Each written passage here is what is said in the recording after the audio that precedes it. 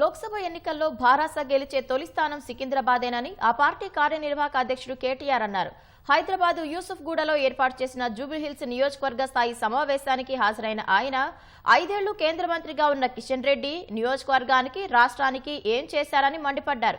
ఇచ్చిన హామీలు అమలు చేయకుండా రేవంత్ రెడ్డి ఫోన్ ట్యాపింగ్ వ్యవహారాన్ని తెరపైకి తీసుకొస్తున్నారని ఆక్షేపించారు. హామీలు అమలు చేయని కాంగ్రెస్ భాజపాలను ఓడించి భారాసను గెలిపించాలని కోరారు.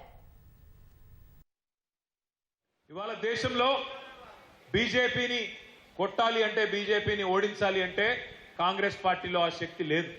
మన రాష్ట్రమే దానికి ఉదాహరణ.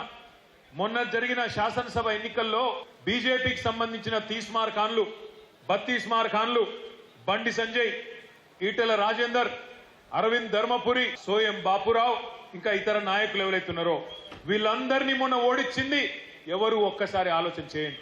కిషన్ అన్న ఉన్నాడు 5 ఏళ్లు.